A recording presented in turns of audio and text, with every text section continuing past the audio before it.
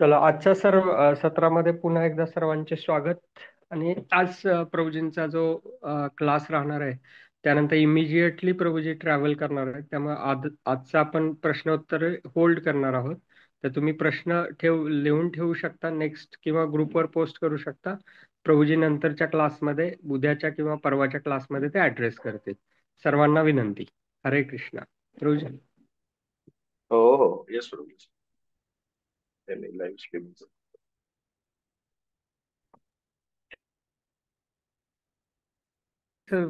Class चालू असेपर्यंत mute ठेवा प्लीज.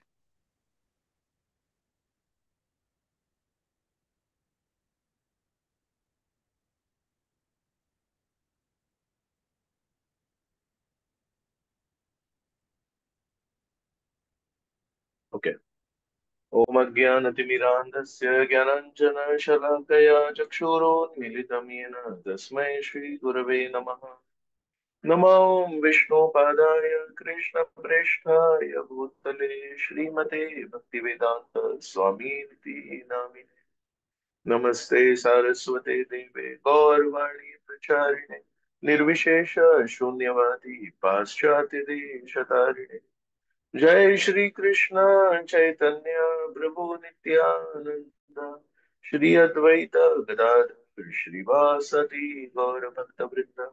हरे कृष्ण कृष्ण कृष्ण हरे हरे, हरे राम राम राम हरे हरे.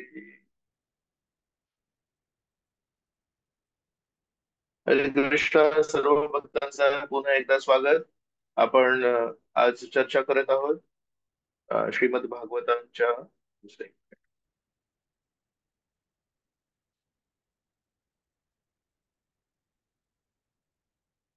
आज आपण चर्चा करत आहोत वंद नंबर. आणि मला आठवत आहे लहानपणी खूप बालपणी एक मी गोष्ट ऐकली होती. एक राजा होता, त्याच्यावर अचानक त्याच्या शत्रूंनी आक्रमण केलं. आणि तो पळत पळत कसा तरी तिथून निघाला, एका गुहेत गेला आणि गुहेमध्ये जाऊन लपला. आणि तेव्हा त्यांनी परमेश्वराला प्रार्थना केली की परमेश्वरा, बघ मला प्राण वाचव. तर तिथे परमेश्वराने कोळ्याला पाठवलं, स्पायडर. आणि त्यांनी 2 मिनिटांमध्ये तिथे जाळं रचलं.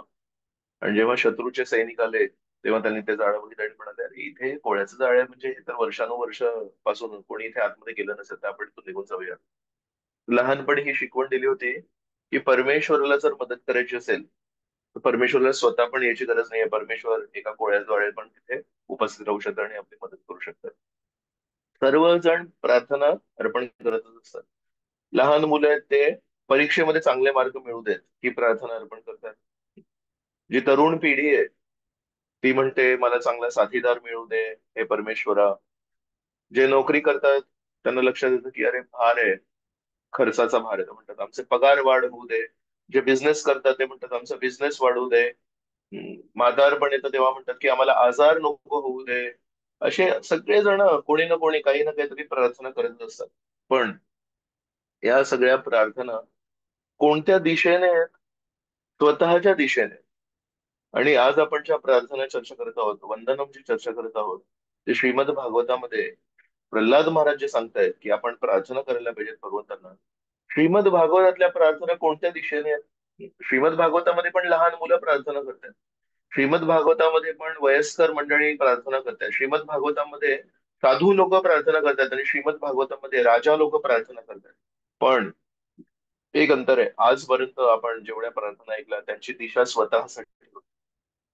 आणि श्रीमद भागवतामध्ये ज्या प्रार्थना आपण ऐकतो त्या परमेश्वराच्या दिशेने आहेत. तर म्हणून सगळ्यात मोठा फरक आहे, प्रार्थना काही नवीन गोष्ट नाही, पण दिशा ही वेगळी आहे. तर अध्याय क्रमांक 12 श्लोक क्रमांक 9. तर श्रीकृष्ण 8व्या श्लोकामध्ये म्हणतात की मय्यैव मनाधत्स्व मयी बुद्धी निवेशय निवसिष्यसि मय्यैव अत ऊर्ध्वं न संशय. हे अर्जुना, तू नेहमी माझ्याबद्दल चिंतन कर, तू नेहमी माझ्याबद्दल मनन कर. आणि मग पुढच्या श्लोकामध्ये म्हणतात जर तुला असं जमत नसेल तर अथ चित्तम समाधातुं न शक्नोसि मयि स्थिराम अभ्यास योगेन ततो माम इच्छाप्तुम धनंजय. तर म्हणतात जर तुला असं शक्य नसेल नेहमी सदैव माझ्यामध्ये मनन करणं, चिंतन करणं, तर एक काम कर, अभ्यास योगेन. अभ्यास योगेन म्हणजे साधना भक्ती. नियमानुसार माझं स्मरण कर. नियमानुसार माझी सेवा कर. का? आवड आहे म्हणून नाही, नियम आहे म्हणून. तर त्या 12व्या अध्यायाच्या श्लोक क्रमांक 9च्या तात्पर्यामध्ये प्रभुपाद लिहितात, आपण जरी आपल्याला स्वाभाविक प्रेम नसेल परमेश्वराप्रती, पण आपण प्रार्थना अर्पण करायला पाहिजे परमेश्वराला. तर एका अर्थाने बघितलं, एक वेगळी दिशा आपल्याला प्रभुपाद भगवद्गीता आणि श्रीमद भागवतम देत आहे. आपण श्रीमद भागवतमवर जेव्हा चर्चा करतो तेव्हा एक लक्षात येतं, श्रीमद भागवतम मध्ये जर विविध भक्तांच्या प्रार्थना नसत्या तर कशी वेगळी परिस्थिती झाली असती. श्रीमद भागवतमचा, मी म्हणेन, पूर्ण मुख्य गाभा काय आहे? प्रार्थना आहे. का बरं? कारण श्रीमद भागवतम मधल्या ज्या प्रार्थना आहेत त्या पैशांसाठी नाही आहेत. श्रीमद भागवतातल्या प्रार्थना त्या पोस्ट पोझिशनसाठी नाही आहे. श्रीमद भागवतमच्या ज्या प्रार्थना त्या स्वार्थासाठी नाही आहेत. वृत्रासुर आहेत, ते म्हणतात काय, न नाकपृष्ठम न च पारमेष्टम न सार्वभौमम न रसाधिपत्यम. म्हणतात न न न, जसं श्री चैतन्य महाप्रभू न धनम न करता म्हणतात, ननाक पृष्ठम, मला इंद्रदेवांचं राज्य नाही पाहिजे. ननाक पृष्ठम न च पारमेष्ठ्यम, पारमेष्ठी, परमेष्ठी म्हणजे ब्रह्मदेव म्हणतात, मला ब्रह्मदेवाचं स्थान हवे. न सार्वभौम, मला या पूर्ण जगाचा राजा नाही बनायचंय. सार्वभौम म्हणतात न रसाधिपत्यम, आणि ब्रह्मांडामध्ये जे पाताळ लोक वगैरे खालील ग्रह आहेत त्यांचं पण मला अधिपत्य नाही पाहिजे. मला फक्त मला तुमची सेवा करायची. पूर्ण ती दिशाच बदलते. तर म्हणून श्रीमद भागवतमचा गाभा, मी म्हणेन की श्रीमद भागवतमच्या भक्तांच्या प्रार्थना आहेत. आणि या ज्या प्रार्थना आहेत त्या कशामुळे व्यक्त होत आहेत? आपण बघतो, दूध आपण जेव्हा एका भांड्यात ठेवतो आणि त्याला जेव्हा उकळी येते तेव्हा ते दूध बाहेर पडतं.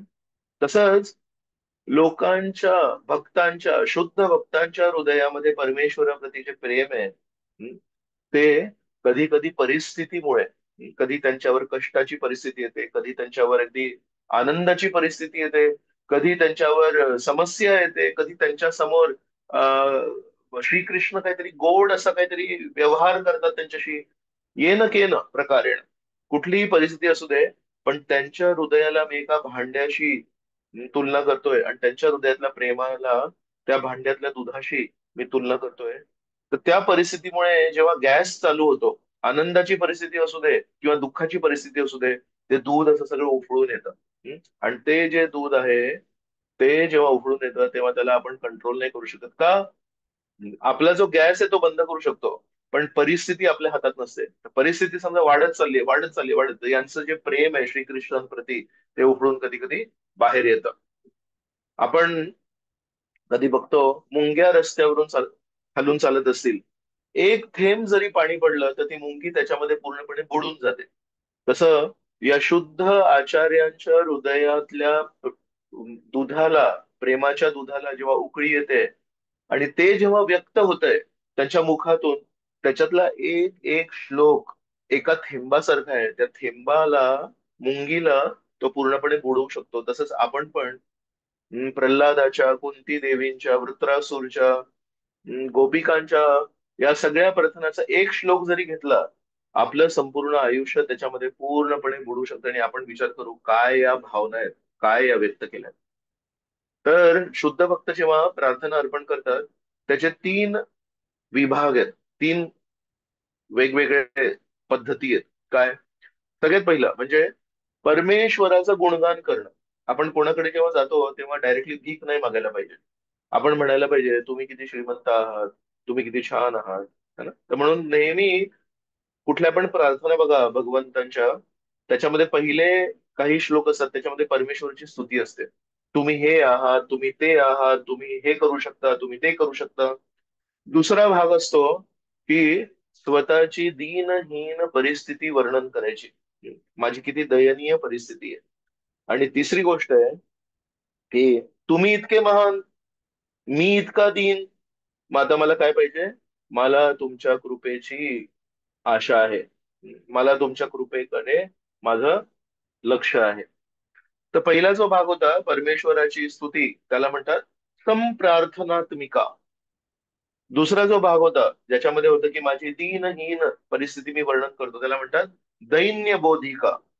आणि तिसरा जो भाग होता ज्याच्यामध्ये अशा श्रेष्ठ परमेश्वराला माझ्या दीनहीन परिस्थितीकडे बघून मी याचना करतोय, त्याला म्हणतात लालसा मही. मला लालसा आहे आता तुमच्या कृपेची. तर म्हणून आपल्याला सदैव एका बद्ध जीवाला एक नेहमी सवय असते, मला जे पाहिजे ते मी भगवंतांना विचारणार.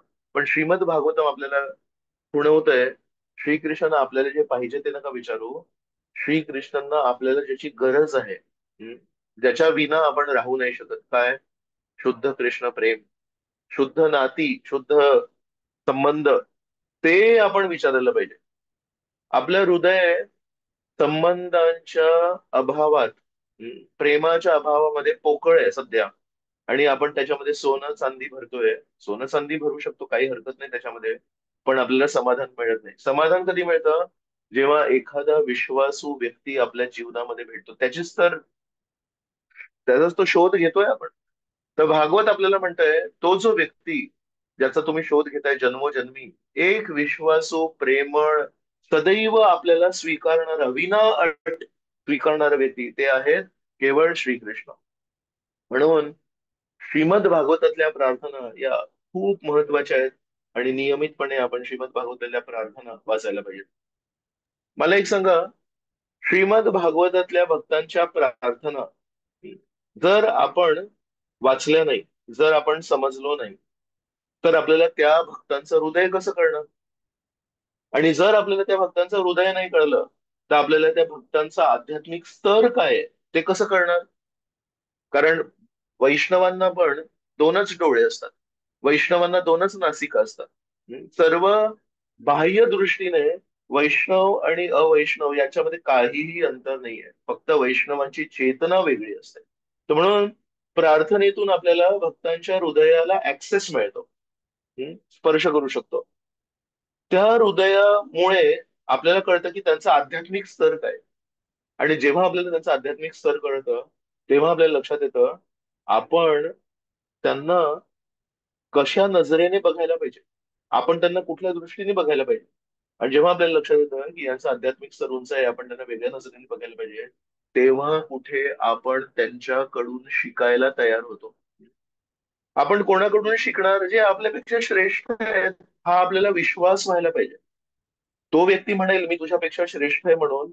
पण आपल्याला जेव्हापर्यंत विश्वास होत नाही की हा व्यक्ती श्रेष्ठ आहे, तेव्हापर्यंत आपण कोणाकडून शिकायला तयार नसतो. तर आपल्या आजूबाजूचे वैष्णव जर आपण त्यांच्याशी फक्त पैशाच्या देवाणघेवाणीसाठी आपण त्यांच्याशी संबंध ठेवला, हं? किंवा भौतिक गोष्टींसाठी संबंध ठेवला, आपल्याला कधी कळणारच नाही की आपल्या आजूबाजूला बसणारे जे वैष्णव आहेत त्यांचं स्तर काय आहे. पण जेव्हा आपण एखाद्या आपल्या जवळच्या वैष्णवाला पैशांबद्दल, भौतिक गोष्टींबद्दल न विचारतो, त्याला विचारू, मला भगवंतांना एक प्रार्थना करायची आहे, तू सांगशील का रे मला की काय प्रार्थना करायला पाहिजे? तेव्हा त्याच्या तोंडातून जे निघेल चटकन, तेव्हा लक्षात येतं या व्यक्तीची चेतना वेगळी आहे. मग लक्षात येतं की या व्यक्तीचा स्तर उंच आहे. मग आपण त्याच्याकडून शिकायला तयार होतो. आणि जर आपण कोणाकडून शिकायला तयारच नाहीये, मग आपली आध्यात्मिक प्रगती कशी होणार? म्हणून आपल्या सर्वांना आध्यात्मिक प्रगती करायची आहे, पण आध्यात्मिक प्रगती अवलंबून आहे एका व्यक्तीकडून शिकण्याची तयारी होण्यासाठी. त्या व्यक्तीकडून शिकण्याची तयारी अवलंबून आहे त्या व्यक्तीप्रती आपलं एक चांगली भावना असली पाहिजे. ती चांगली भावना अवलंबून आहे त्याच्या आध्यात्मिक स्तराबद्दल आपल्याला विश्वास पाहिजे. आणि ते आध्यात्मिक स्तर आपल्याला कधी कळेल? जेव्हा आपण त्याच्या हृदयाला ऍक्सेस करू. आणि त्याच्या हृदयाला ऍक्सेस कसं करू? जेव्हा त्याच्या मनातल्या प्रार्थना ऐकू. तर आपल्यापेक्षा वय लहान असेल, पण जेव्हा आपण एका व्यक्तीची चेतना शुद्ध बघतो, तेव्हा आपल्याला वाटतं अरे याचा स्तर उंच आहे. आणि आपल्यापेक्षा वय जास्ती असेल, पण जर चेतना उंच नसेल, तर आपण त्याच्याकडून शिकायला तयार नसतो. आता तो काळ गेला.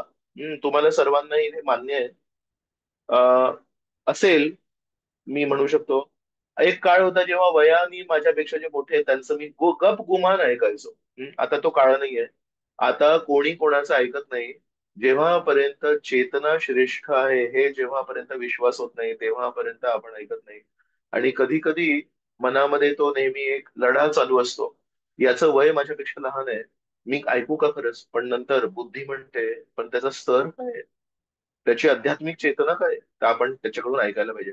तर म्हणून एक महत्वाची गोष्ट आहे की श्रीमद भागवतातल्या ज्या प्रार्थना आहेत ह्या अशाच आहेत. त्या आपल्याला, मी तुम्हाला एक उपमा देतोय. कोणा एका श्रीमंत व्यक्तीच्या घरी, हम्म, त्याचे सगळा जो कमरा आहे, पर्सनल कमरा त्याचा, तो कसा आहे हे कसं कळणार आपल्याला?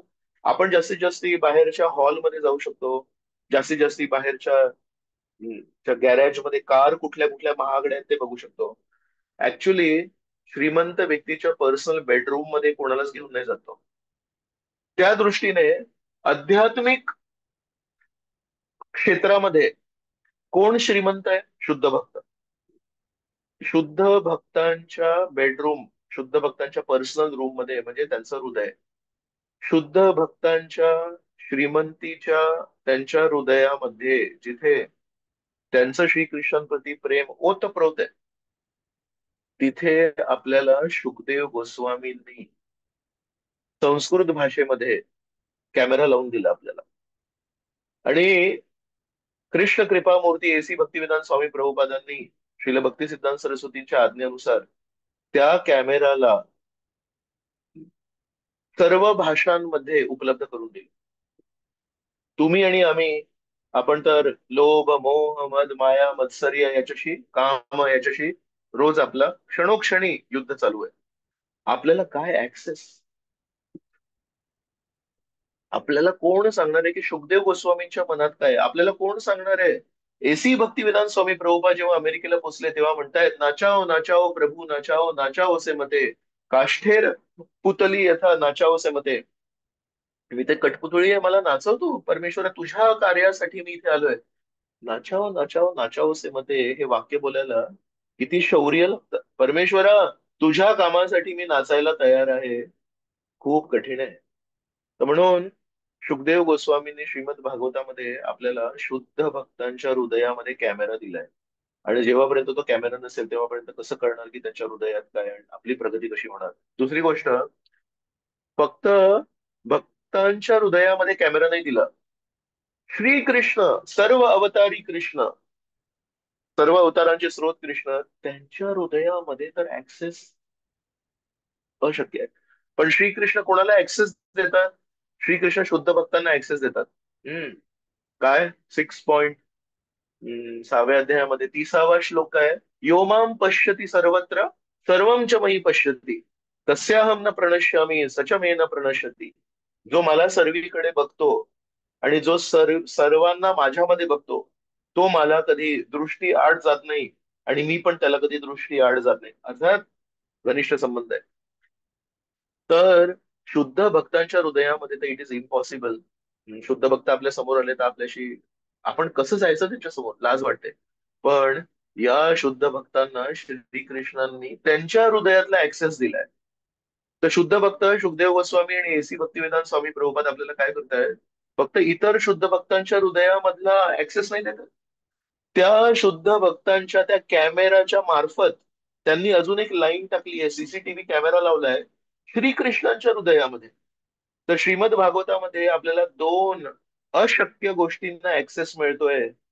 ते आहे शुद्ध भक्तांचं हृदय आणि श्रीकृष्णांचं हृदय. तर म्हणून इट इज इम्पॉसिबल, अशक्य आहे ते. श्री चैतन्य महाप्रभू श्रीमती राधाराणीच्या भावनेमध्ये काय प्रार्थना बोलतात? शिक्षाष्टकमच्या 8 प्रार्थना आहेत. प्रत्येक प्रार्थनेवर आपण 2 तास कमीत कमी चर्चा करू शकतो. पण आज मला तुमच्यासमोर जे मांडायचं आहे, श्रीमती राधाराणी शेवटच्या श्लोकामध्ये काय म्हणतात? आश्लिष्य वा पादरताम पिनष्टु माम अदर्शनाम मर्महताम करोतु वा यथा तथा वा विदधातु लंपटो मत प्राणनाथस्तु स एव ना पर. तुम्ही मला आलिंगन करा श्रीकृष्ण, किंवा तुम्ही मला हम्म, हो, झाडून टाका, तुम्ही दूर करा मला. पण मत प्राणनाथस्तु स एव ना पर, तुम्ही माझ्यासोबत कसंही वर्तन करा, तुम्ही माझे प्राणनाथ आहात. ही भावना श्रीमती राधाराणीची आहे. जेव्हा आपल्याला कळतं श्रीमती राधाराणी दासी जर बनायचं असेल आपल्याला, गौडीय गुरुशिष्य परंपरेमध्ये राधा दासत्व याच्याकडे दिशा आहे. आपल्याला राधाराणीची सेवा करायची आहे, श्रीकृष्णाची सेवा नाही करायची आहे. श्रीकृष्णांची सेवा कठीण आहे, पण राधाराणींची सेवा लवकर स्वीकार करतात ते. राधा दासत्व म्हणण्यासाठी ही प्रार्थना आपल्याला राधाराणींकडून शिकायला लागेल. जे काही माझ्या जीवनात होईल, काहीही समस्या नाही, पण मत प्राणनाथच तुसे एवना पर. मग लक्षात येतं, बाप रे, श्रीमद भागवत मध्ये आपल्याला काय काय दिलंय. श्रीकृष्ण, आपण भक्तांच्या हृदयात बघितलं, श्रीकृष्णाच्या हृदयामध्ये काय आहे? गोपिकांना आणि श्रीमती राधाराणींना म्हणतात, न पार ये हम. तुम्ही जी शुद्ध भक्ती केली माझ्यासाठी, मी तुम्हाला परतफेड नाही करू शकत. अरे, तुम्ही तर भगवद्गीतामध्ये म्हटलंय, ये यथा माम प्रपद्यन्ते ताम तथैव भजाम्यहम्. पूर्ण तो श्लोक फेमस आहे. जो जसा मला शरण जातो तशा प्रकारे मी त्याला प्रतिसाद देतो. श्रीकृष्ण म्हणतात, मला माफ करा, मी खोटं बोललो. हा, लिहून घ्या कुठेतरी कोणतरी. श्रीकृष्ण पण खोटं बोलले हे श्रीकृष्णाने स्वीकार केलं. यशोदामाई समोर कधी स्वीकार नाही केलं श्रीकृष्णाने. यशोदामाई त्यांना म्हणतात, तू चोरलंस का रे लोणी? श्रीकृष्ण म्हणतात, नाही चोरलं मी. यशोदामाई समोर श्रीकृष्णाने कधी स्वीकार नाही केलं मी खोटारडा आहे. पण राधाराणी आणि गोपिकांसमोर त्यांनी स्वीकार केलं मी खोटा आहे. सॉरी, मी सर्वांना प्रतिसाद देऊ शकतो, पण तुमच्या शुद्ध प्रेमाचा मी प्रतिसाद देण्यासाठी कमी पडलो. आणि त्या भावनेचा आस्वादन करण्यासाठी श्रीकृष्णांनी एक अवतार घेतला, श्रीकृष्ण चैतन्य म्हणून. तो म्हणून कुठे या भावना, कुठे हे प्रार्थना, कुठे हे विचार, कुठे श्रीकृष्णांचे विचार की मी तुमची परतफेड करू शकत नाही, मी तुम्हाला प्रतिसाद देऊ शकत नाही. आणि हे सगळं शक्य होतंय श्रीमद भागवतातल्या प्रार्थनांमुळे. तर कृष्णदास कविराज गोस्वामी एक खूप सुंदर श्लोक म्हणतात, प्रेमेर स्वभाव जहा प्रेमेर संबंध, तेई माने कृष्ण मोरे नाही प्रेमगंध. म्हणतात, प्रेमेर स्वभाव जहा प्रेमेर संबंध. प्रेमाचा जेव्हा संबंध असतो तेव्हा त्या प्रेमाचा एक स्वभाव आहे. तेही माने, तो नेहमी मानतो, कृष्ण नहे मोरा प्रेमेर गंध. कृष्ण प्रति माझ्या मनामध्ये प्रेमेचा गंध पण नाहीये. हो, तुम्ही काय म्हणताय? तर म्हणून खूप महत्वाचं आहे, जेव्हापर्यंत आपण या प्रार्थनेने बोलणार तेव्हापर्यंत आपण आपली भक्ती मिरवणार. आपण जगामध्ये जाणं म्हणा, तुला माहितीये का मी किती मोठा भक्त आहे, तुला माहितीये मी किती वर्षांपासून माळा करतोय. आणि जेव्हा आपण या प्रार्थना ऐकतो तेव्हा लक्षात येतं, कोणी जेव्हा आपल्याला म्हणेल तुम्ही किती मोठे वैष्णव आहात, तेव्हा नैसर्गिक, स्वाभाविक आपण म्हणू, मी भक्त होण्याच्या शाळेमध्ये ऍडमिशन घेतलंय, भक्त अजून झालो नाहीये. दुसरी तिसरी चौथी मधल्या मुलाला पण शाळेमध्ये म्हणतात, पण जेव्हा 10वी पास होतो मुलगा, तेव्हा त्याला म्हणतात की हा शाळेतून उत्तीर्ण झाला. होय, आमच्या गुरु महाराजांनी, एसी भक्तिवेदांत स्वामी प्रभुपादांनी आम्हाला भक्तीच्या शाळेमध्ये प्रवेश दिलाय. पण आम्ही अजून पहिलीत आहोत, दुसरीत आहोत, अजून आम्ही झालो तर भक्त नाहीये. पण भक्त बनण्याच्या शाळेमध्ये आम्ही प्रवेश केलाय. विचार करा, हे सगळे कॅमेरा जर आपल्या जीवनात नसते तर आपल्याला काय समस्या झाली असती, आपल्याला कळालंच नसतं की आपलं स्थान काय, शुद्ध भक्तांचं स्थान काय, आणि आपण ते स्थान कसं मिळवू शकतो. श्रीमद भागवतामध्ये कोण कोण व्यक्ती श्रीकृष्णांना प्रार्थना अर्पण करतात? कोणी 2 क्षणांसाठी अनम्यूट करून सांगेल मला?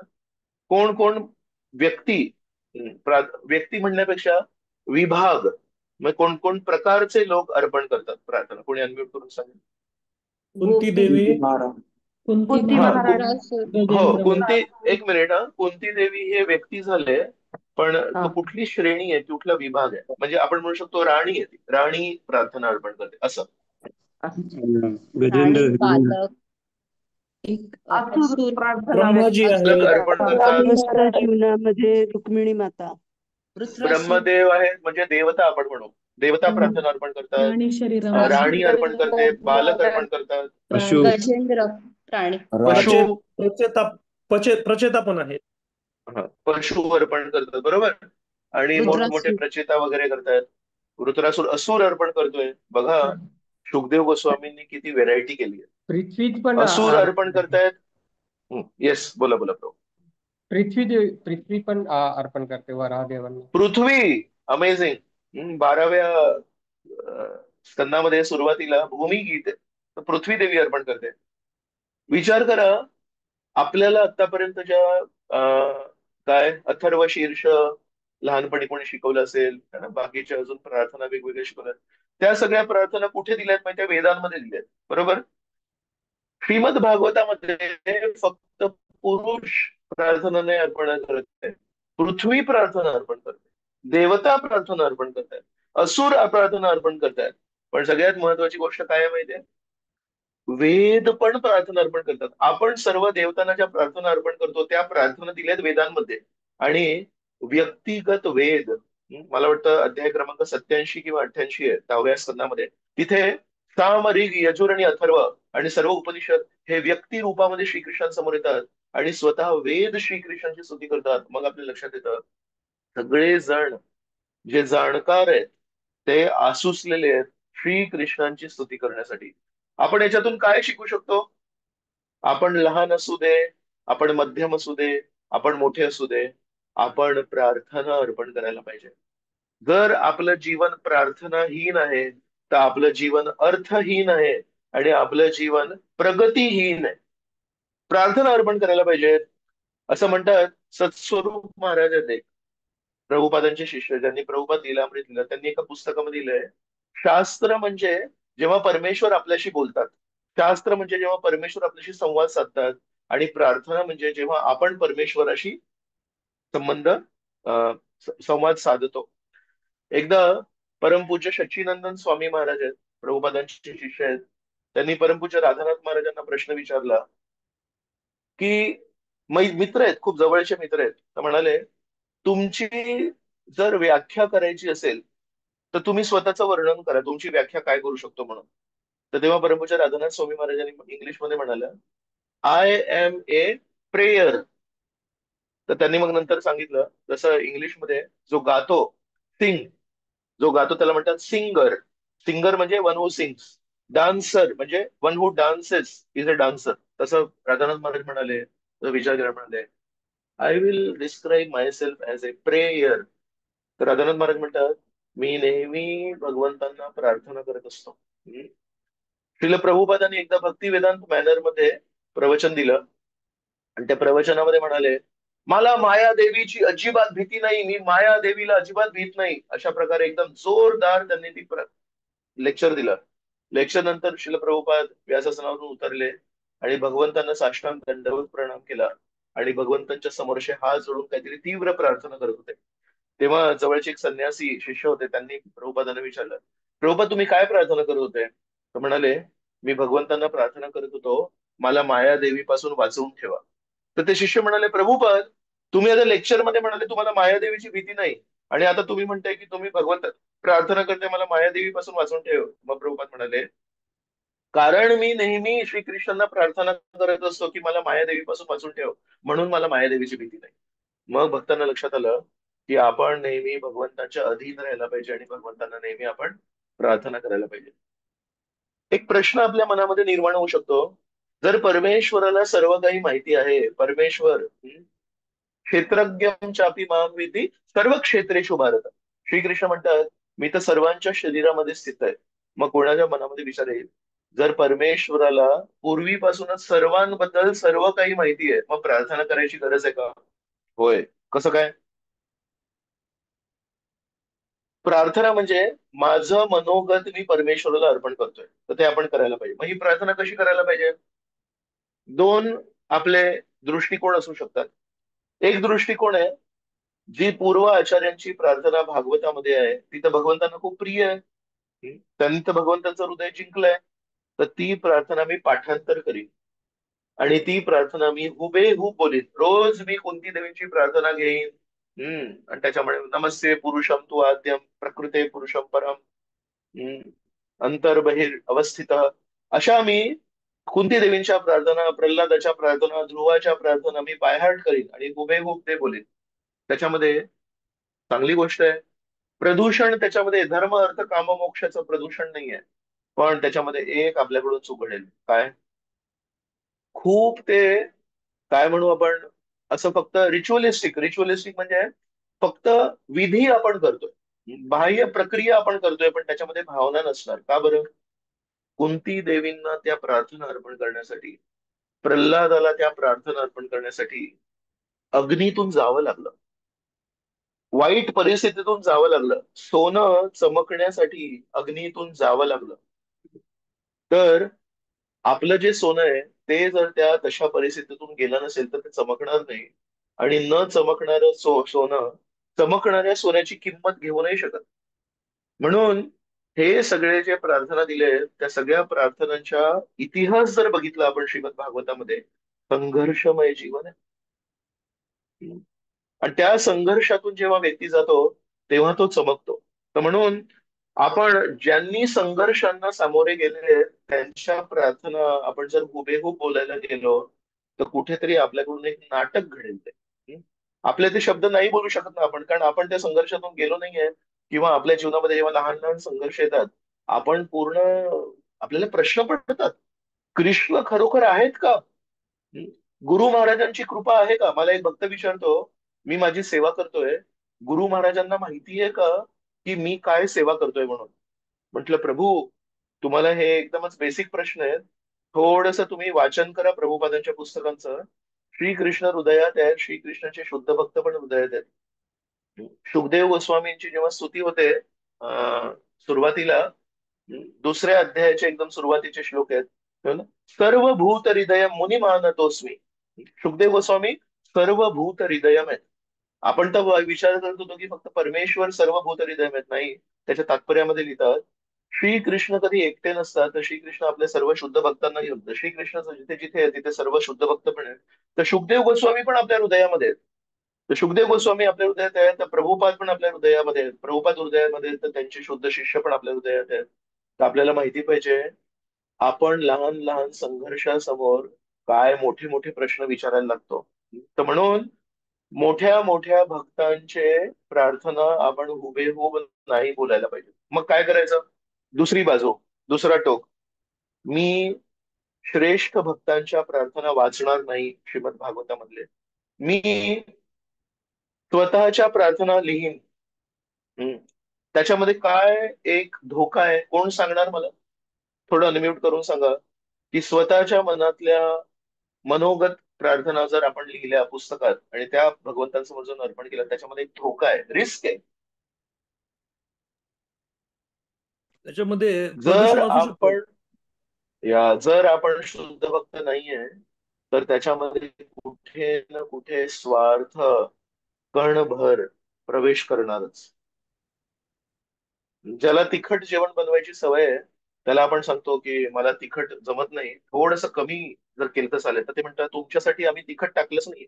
आणि ते तिखट पण आपल्याला तिखट लागतं. मग आपण विचार करतो हे म्हणतायत की मी तिखट टाकलंच नाहीये आणि हे तिखट आहे, जर मी यांना सांगितलं असं तिखट टाकलं तर किती टाकतील? तर ते हाताला ती सवयच आहे, तेवढी ती मिरची पडतेच. तसंच आपल्या हृदयामध्ये आपल्याला स्वार्थाची सवय आहे, तर ते स्वार्थ येणारच, प्रदूषण येणारच. म्हणून एक टोक आहे श्रेष्ठ आचार्यांची प्रार्थना हुबेहूब बोलायची, त्याच्यामध्ये खोटारडेपणा होईल. आणि एक आहे की आपलं मनोगत जसं आहे तसं व्यक्त करायचं, त्याच्यामध्ये एक प्रॉब्लेम आहे की त्याच्यामध्ये प्रदूषण येईल. मग काय करायला पाहिजे? आपण श्रेष्ठ भक्तांच्या प्रार्थना वाचायला पाहिजे दररोज. आणि ते वाचून त्याला मनन करून आपण आपलं मनोगत आपल्या परिस्थिती अनुसार आपल्या आध्यात्मिक स्तरानुसार परमेश्वरला निर्मळ मनाने व्यक्त करायला पाहिजे. त्याच्यामध्ये काय झालं, आपण शुद्ध आचार्यांच्या शुद्ध भक्तांच्या प्रार्थनांचं एक कुंपण बांधलं. आपण धर्म अर्थ काम मोक्ष जे त्या प्रार्थनांच्या बाहेर आहे तिथे जाणार नाही. आपण आपण आतमध्येच फिरू, पण कारण त्या प्रार्थना आपण आपल्या मनापासून लिहितोय तर त्याच्यामध्ये सत्य असेल, त्याच्यामध्ये ऍक्च्युली वास्तविकता असेल, त्या प्रार्थना पोकळ नसतील. तर खूप महत्वाचं आहे हे की प्रामाणिक प्रार्थना पण शुद्ध भक्तांच्या प्रार्थनेच्या भावनेच्या कुंपणामध्ये आपल्याला रचायचे. परमपूज्य भक्ती तीर्थ महाराज आहेत त्यांनी खूप छान उपमा दिली याच्यासाठी. म्हणाले कोणा एका भक्ताला आपण सांगितलं अरे तू श्रीमद भागवतम क्लास दे. तर श्रीमद भागवतम क्लास देताना समजा त्यांनी क्लास दिला, फक्त श्लोकांचा गोळीबार. श्रीकृष्णाने असं सांगितलंय, मग प्रल्हादाने असं सांगितलंय, मग ध्रुवाने, त्या क्लासमध्ये एकही भावना ते स्वतःची नाही सांगत आहेत, एकही गोष्ट स्वतःची नाही सांगत आहेत, त्यांच्या परिस्थितीनुसार किंवा श्रोत्यांच्या परिस्थितीनुसार एक वाक्य नाही बोलत, फक्त बोलतात या भक्ताने असं म्हटलं, त्या भक्ताने असं म्हटलं. तर सगळं काही खूप सुंदर आहे पण हृदयाला स्पर्श नाही होत. का बरं? कारण त्यांनी परिस्थितीनुसार नाही बोलत, त्यांनी फक्त इकडचे तिकडचे श्लोक सांगितले. आणि दुसरा एक भक्त त्याला सांगितलं अरे श्रीमद भागवतम क्लास द्यायचा तुला. तो फक्त स्वतःच्या स्टोरी सांगतोय.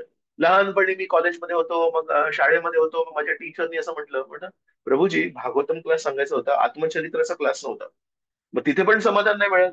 ऍक्च्युली हृदयाला स्पर्श करणारा भागवतम क्लास कसा असतो, तो वक्ता आचार्यांच्या प्रार्थनेचा संदर्भ घेतो, भगवद्गीतेतल्या भागवतातल्या कुठल्या महत्वाच्या श्लोकाचा संदर्भ घेतो, पण श्रोत्यांच्या परिस्थितीमध्ये तो श्लोक कसा अनुसरू शकतो याच्यावर विश्लेषण करतो. म्हणून त्याच्यामध्ये कॉम्बिनेशन आहे काय, श्रीकृष्णांचे शब्द, श्रीकृष्णांची शिकवण, शुद्ध भक्तांची शिकवण, पण श्रोत्यांची वास्तविक परिस्थिती अनुसार किंवा स्वतःच्या वास्तविक परिस्थितीनुसार. तर हे जे संमिश्रण होतं हे गोड लागतं, ते क्लास आपल्याला आवडतात. तशाच प्रकारे परमपूज्य भक्तितीर्थ महाराजांचा हा विचार आहे. आपण प्रार्थना कशा अर्पण करायला पाहिजे, आपण शुद्ध भक्तांच्या भावनांच्या कुंपणामध्ये राहून आपलं मनोगत आपण व्यक्त करायला पाहिजेत. याला म्हणतात खूप छान प्रार्थना.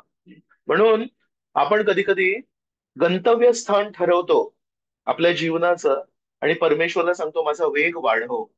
पण ऍक्च्युली आपण उलट करायला पाहिजे, आपण परमेश्वरला सांगायला पाहिजे परमेश्वर मी माझा वेग वाढवीन, पण तू माझ्या जीवनाचं गंतव्यस्थान नक्की कर. तर म्हणून श्रीकृष्णांना आपण कामाला नाही लावायला पाहिजे, आपण स्वतःला श्रीकृष्णांच्या कामी लागायला पाहिजे. शेवटची गोष्ट, हा प्रवचन अपूर्ण राहील पण उशीर होतोय, पण तरी पण मी थोडी रिस्क घेतो 5 मिनिटाची. या नवविधा भक्तीतल्या या कार्याचे आचार्य कोण आहेत, अक्रूर. अक्रूर यांनी श्रेष्ठ प्रार्थना अर्पण केले. कोणाच्या मनात विचार येईल, प्रभूजी ध्रुव, प्रल्हाद, कुंती, गोपिका ह्या का नाही, अक्रूर का? अक्रूर हे पण जेव्हा आकाशवाणी झाली की कंसा मूर्खा, 8वा गर्भ तुला त्रास देईल, मारून टाकेल, तेव्हा अक्रूर तिथे उपस्थित होते. अक्रूराच्या मनामध्ये विचार आला, मला परमेश्वराचं दर्शन घ्यायचंय. परमेश्वराचं दर्शन घेण्यासाठी मला कंस नावाच्या या क्रूर राक्षसासोबत राहायला लागेल.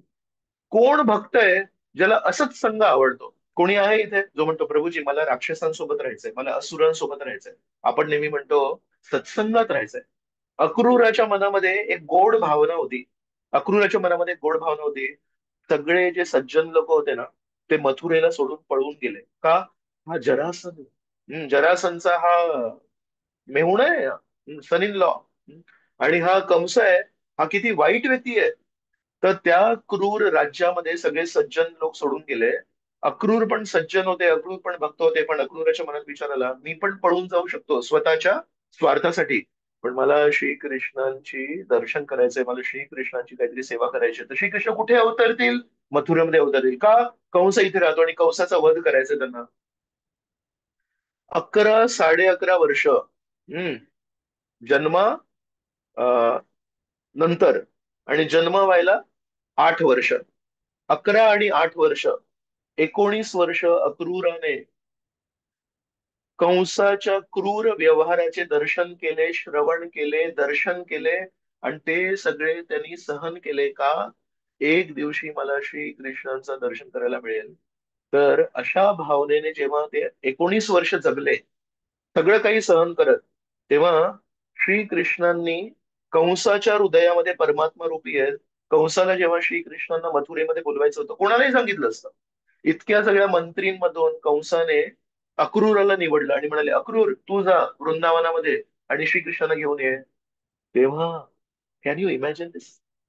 19 वर्षांपासून हा आसुसलेला व्यक्ती आहे श्रीकृष्णाच्या दर्शनासाठी. त्यांना ती कामगिरी मिळाली. वृंदावनामध्ये गेले, गोकुळात गेले, नंदभवनामध्ये गेले आणि म्हणाले श्रीकृष्ण आणि बलरामला मला घेऊन जायचंय. तो जो प्रवास होता, गोपिका विरहामध्ये, गोपिकांचं विरह कोणी दर्शन केलं? अक्रूराने दर्शन केलं, बाकी कोणी दर्शन नाही केलं.